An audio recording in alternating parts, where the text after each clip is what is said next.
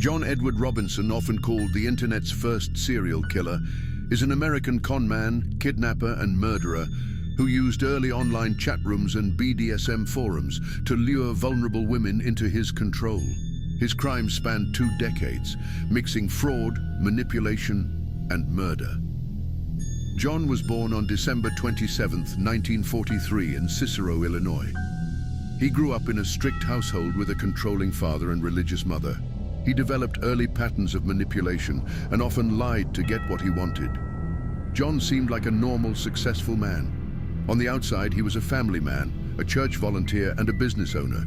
But behind closed doors, he lived a double life darker than anyone imagined, and every connection he made was a trap. John's crimes began even before the internet age.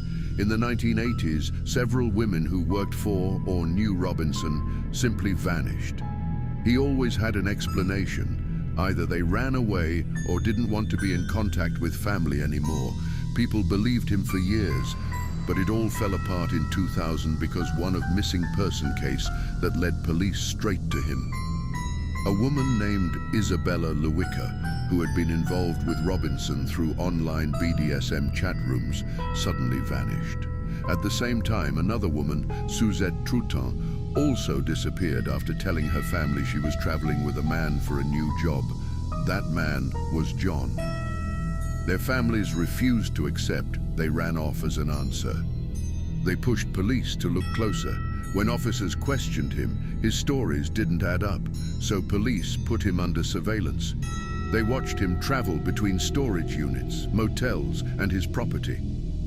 That's when they discovered something chilling. John was visiting a storage locker he'd rented under a false name. Investigators got a warrant to search it.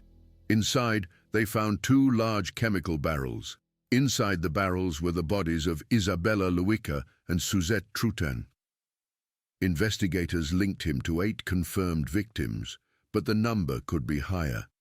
John was immediately arrested. But the horror didn't stop there. A search of his farm uncovered 3 more barrels holding victims from years earlier. His digital footprint, chat logs, emails, and online profiles became a key part of the investigation. John even adopted out a missing woman's baby as if it were his own. John was sentenced to death on January 21, 2003. He remains on death row at El Dorado Correctional Facility in Kansas. Follow for more nightmares.